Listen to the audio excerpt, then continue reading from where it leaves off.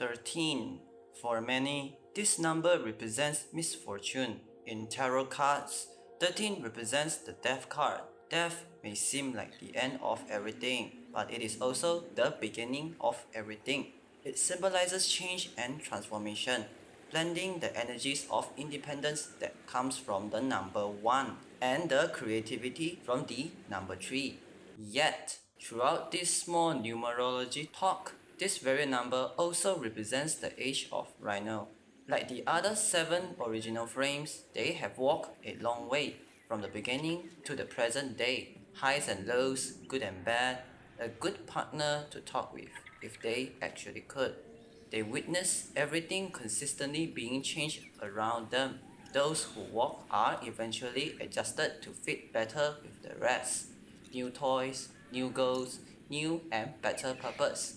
They may age, but they will be compensated. Yet, for Rhino, it feels like he never aged.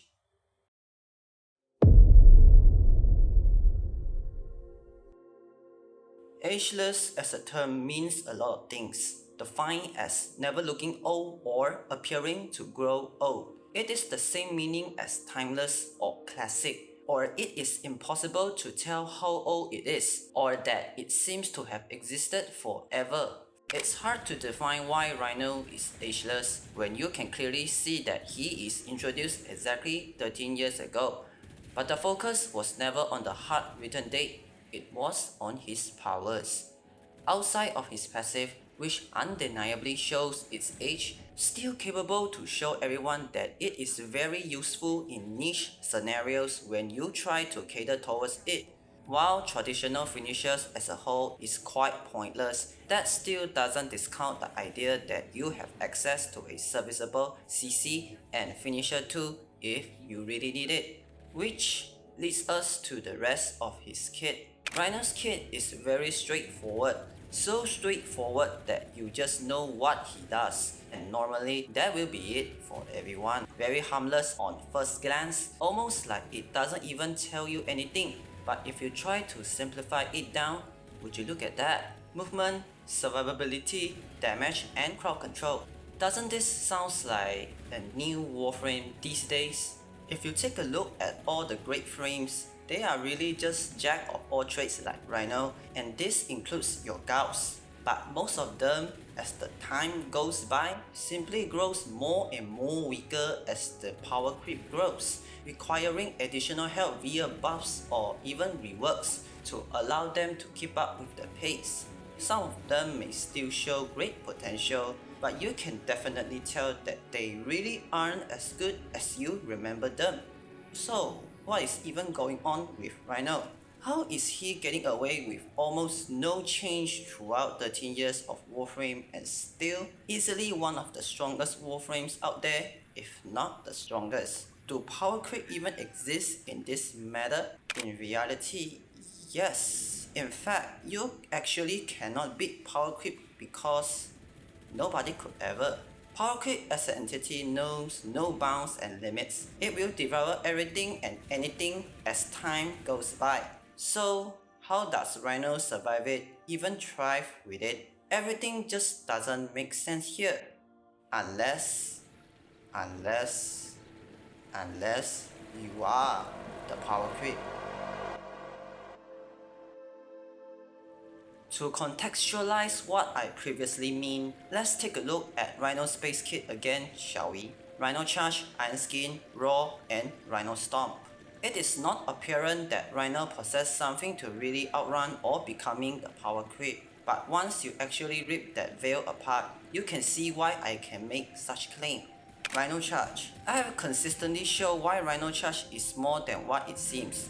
And it even possesses an augment that all health tanks would dream to even had it. It is simply a great movement ability on its own, able to outrun many Gausses, Volks and Wukongs that I had came across in general missions, though it is no match against Titania, but this alone can prove its worth. But as phenomenal as it may be, it is really just the weakest part of Rhino, not because it is any weak. It is just because Iron Skin, Raw and Rhino Storm is just that phenomenal. Warframe having an S tier ability is already crazy. 2 is rare within the rares. But Rhino, for some forsaken reason, just casually have 3, maybe even 4 in his kit if you master Rhino Charge. All of them isn't just barely scraping S tier. They are consistently one of the best, if not the best in their categories. He didn't just have 3 S tier abilities, he had 3 upper S tier abilities within his kit. Iron Skin, the only primary survivability tool that doesn't need any mods to function at peak. Once you surpass certain level of understanding on how to manipulate enemy damage to your benefit and how to utilize game mechanics and his kit, you are easily the most survivable frame, but it takes some conscious effort, which is Warframe players' biggest weakness, you know. Even Iron Shrapnel, when you actually look into it, can simply turn Rhino into a self-sufficient DPS frame because, yeah, an ability that scales automatically with enemy damage. Surely he lacks scaling. Raw, should I even need an introduction for it? Disgusting beyond recognition, the holy trinity of buffs can basically just work on everything you can think of, even in cases triple, quadruple, penta, and infinite dipping. It is the most well-known buff in this game for a reason. Others may have access to it, but they can never get the full use of it, while they also in a way have given Rhino access to their respective abilities. And that's not all. Piercing Roll is also borderline disgusting. Y'all have seen me constantly glaze this augment like nothing, but there is a reason for it. Puncture Proc cuts enemy damage down by 80% while simultaneously make them take a plus 25% flat crit chance increase on all sorts of direct hits at 5th stack. It allows even better offensive capabilities via increased crit chance and status priming for condition overload, while also provide an exceptional defensive debuff that, if used correctly, works fantastically on Iron Skin, an ability that auto-scales by itself. As for Rhino Stomp, it needs zero introduction to its insanity. It easily outshines majority of CCs even by just stretch alone due to its insane base range of 25 meters, an ability that can hit enemies upwards to 70 meters away from you with no line of sight, nearly zero restriction, near immediate in a singular press of a button is very balanced. Anyways, what is the end goal of this? While a frame might be exceptionally strong and exceptionally resilient to Powercreep, or barely give a damn about Powercreep, but having an exceptional power can only do this much in showcasing what makes him unique in the first place. A taste of specialness that truly cement the one and only feel. The one and only feel. The one and only feel. Throughout all frames, there are many tanky frames, yet there will only be one, the one who truly embodies the concept of tank as a role. Tank doesn't just mean being very survivable. So does immortality does not mean that a frame is designed to be one. Tank is still susceptible to damage and their way of sustaining isn't forever and still in ways require you to pay attention. You don't see tanks being downright unkillable, and they in a way likes to be the one who takes damage or draw damage to themselves. For Rhino, when Iron Skin is casted, he forces everyone within 20 meters to aim at him, spiking his aggro level to a point that not even Loki's decoy can draw it away to establish a playstyle of him survive through absorb damage. His design combines the idea of both tank and Juggernaut together because he is not just tanky and can sustain many hits, but very oppressive and overwhelming for those who choose to face him by asserting control through stomp and dash into the fray through charge, taking a fairly simplistic approach that ultimately made him known.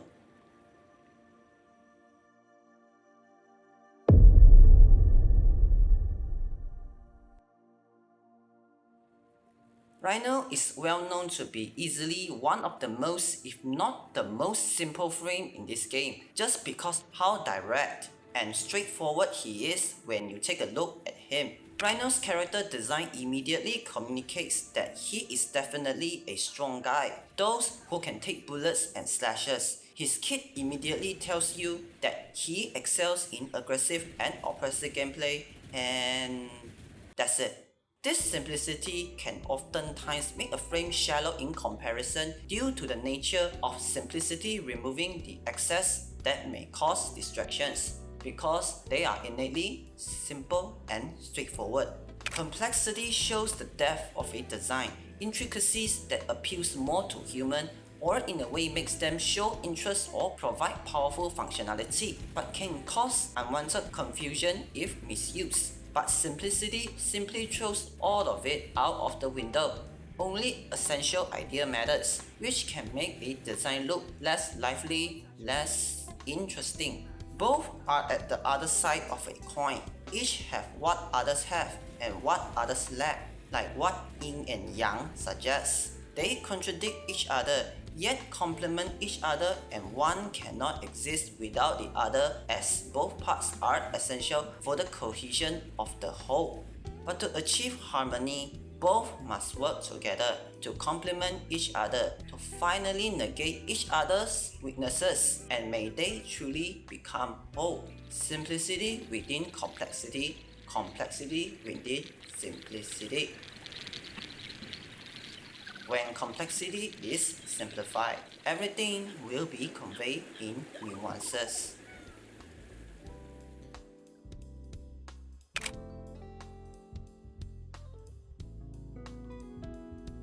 It always feels like Rhino has 4 standalone abilities because it feels like they barely have interaction with each other, but if you look closely, they simply strive towards a goal: Iron Skin. Ask yourself, if you move faster, doesn't that mean enemies are less likely to hit you? If you kill faster, doesn't that mean enemies are less likely to deal damage to you? If enemies can hit you, doesn't mean that Iron Skin just lasts longer? The idea is even more reinforced with augments like Ironclad Charge, Piercing Roar, and Reinforcing Storm. All these augments simply pushes the idea that Iron Skin is the center of Rhino. He doesn't need a meter, nor specifically tells you to convey which ability is the one that will be focused the most, regardless if it is the best within his kit or not. All he needs are merely the concept, the nuances. His ability may feel distant, but in a way, they are together. Their purpose simple, but they will work in unison. In this simplicity of his kit, a complex purpose and idea can be found. The more you try to uncover him, the more you realize just how little you know about him. Because in order to truly understand him, you are required to interact deeply with the game. To understand Iron Skin, you had to understand the enemy, how to make use of their attacks, and how to dodge their attacks, how to make use of movement, how to avoid damage, and the list just goes on. It allows you to carry such knowledge over to any other frame, and all of a sudden, every frame feels easy to survive, because his method of surviving is simply just you utilizing the game's very own mechanics. Rhino Charge shows interaction between your day-to-day movement and how you can implement it into your daily gameplay. Roar requires you to understand the damage system as a whole because of how universally applicable Roar really is. Even Rhino Stomp, Rhino's more simplistic ability, is still full of depth. Knowing the interaction between a lot of CCs can be very useful in a lot of times. Outside of his kit, even Rhino's gameplay can show incredible depth too. His kit wants you to be conscious of what you do, because you had to be careful with the use of Rhino Stomp and Roar via Piercing Roar. A good use of both abilities will allow you to reap the benefits hard, but bad usage of both ability actively harms you. All of this are skill expression and understanding, a lost art in Warframe. Rhino is probably the only remaining frame where skill and understanding of a player dictates how effective a frame can be. Most Warframe design these days are trying to be as simple, as straightforward as possible. Everything is trying to be as streamlined as possible, and that makes them lack any truly meaningful depth.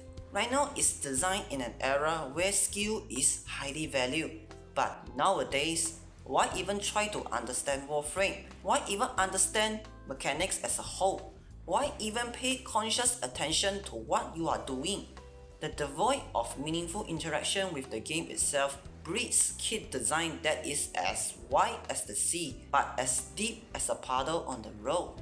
Most of them are only meant to be powerful, but at the end, they are merely trying to promote brain-dead gameplay, removing all the reason to interact with everything within the game, and that's what plagues Warframe. And it seems like the devs are exacerbating it further. Skill and understanding as a whole suffer a slow death in kit design, but it will forever be preserved on Rhino. It is like a very old relic that constantly have its value increase as the day goes on, or the finest wine flexing its own age. Not just because his kit is resilient against Powercreep, but because of one thing. It captures everything that what makes Warframe beautiful. Rhino wants you to interact with the game, learn the game itself, and in a way, achieve better results on him with your understanding and skill.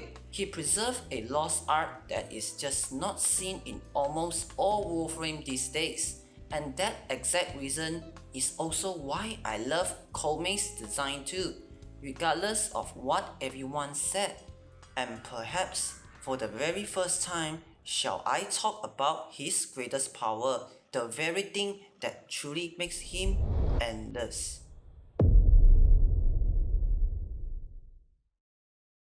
Having the jack of all trades design that many frames had makes Rhino very flexible, more so because of how much his base kit allows, even without considering Helminth system.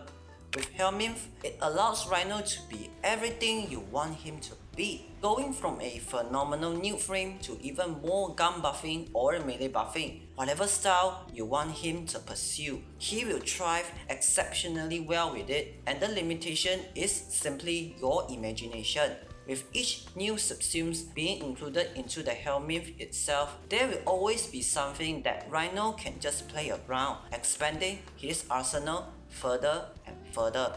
But that doesn't mean that he can have everything at the same time. Every time he chooses a path to go, there will always be something he is lacking in. Incentivizing the player to think wisely because he will always sacrifice something in return, mostly his movement options, and acceptable cost when the payout is immense.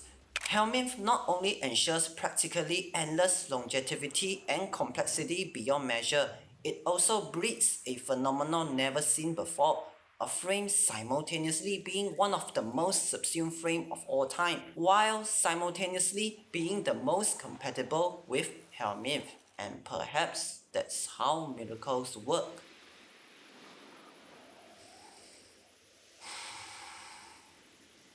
For me, he is everything that I wanted, the miracle that I find myself overly attached to. Everything about him just matches with me, from his design to his playstyle. It is like an over-engineered Swiss knife that can even tackle the most obscure things you don't even consider before, yet doesn't feel game-breakingly overpowered with zero downsides. He had his fair share of weaknesses that he needs to circumvent around and requires conscious decision from the player to allow him to thrive, but can suddenly have his survivability threatened if you are not paying enough attention. He is, in my opinion, the closest frame to true perfection in kit design.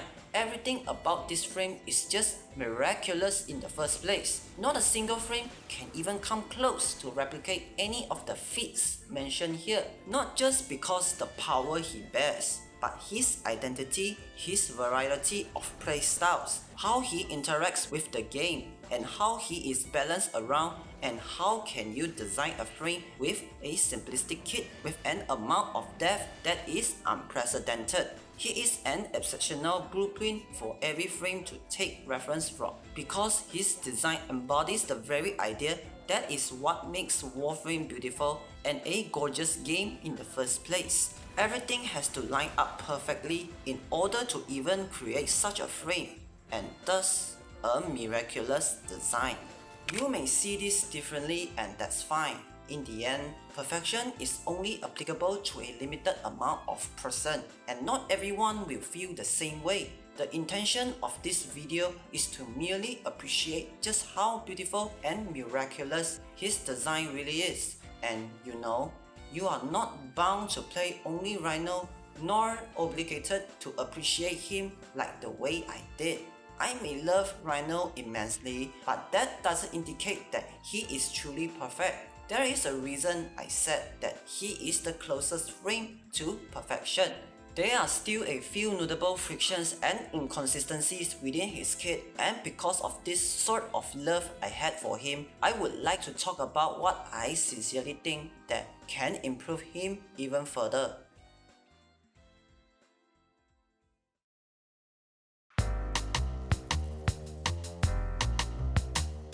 For me, I simply have nothing much to suggest outside of strengthening his tank and Juggernaut identity, because there's just not much need of a Rhino touch-up, but could be some food for thought. The touch-up today will solely focus on his passive the most, maybe some Rhino charge, quality of lives, and the rest will just be me streamlining some parts. So, to start it off, his current passive is redesigned with a focus on aggression and aggro pulling. Totally not me taking some notes from his prime lore, including the fact that I really am a fan of electromagnetic shielding's concept, as it really fits with Rhino's team and thus control aggression. Within 10 seconds, Rhino gradually fills himself with aggression. When aggression is max, 50% of damage taken by allies within 20 meters is redirected to Rhino. Consume all aggression to amplify some of his abilities. As for Rhino charge, I have two small additions in mind, making it more fluid than ever with additional benefits. Increase cast speed by 50%. Ability can be cancelled by jumping and preserve its momentum while midair. Increase hit radius from 2 meters to 6 meters. Heavy stagger instead of ragdolling. Applies 5 impact procs on all contacted enemies. Executes any enemy with HP below 50% when struck. Successful execution refills his aggression by 50%. Can only trigger once per cast. Successful execution is indicated by a sudden gore and a lingering red mist. Iron Skin wise, maybe allowing the aggro level on cast to be an aura effect around Rhino instead, playing into his team more, though the aggro range is kept unmodifiable for compensation. As for both, giving them recast could work as well, though personally, I just don't see the appeal, but good to have, regardless of me caring about it or not. As for Rhino Stomp, do you remember that it had a small 5 meter radius within its base 25 meter radius? It is still capped but adjusted, with its range increased from 5 to 12.5 meter and made synergistic with aggression. Rhino stomps the ground with an even greater force, applying a guaranteed blast status effect to enemies within 12.5 meter with double the damage and renders them vulnerable. For the next 8 seconds, all damage dealt to them will have a fixed 25% chance of applying a blast proc. The intention of all suggestions here are to incentivize making a choice. You can keep the damage redirection for allies, or you can choose to assert his aggression outwards, apply a noticeable debuff that fits with the damage type of Rhino Stomp, or execute a heavy unit or those who fall below 50% health. You can only have one out of the 3 at the same time, thus adjusting your plane accordingly will help.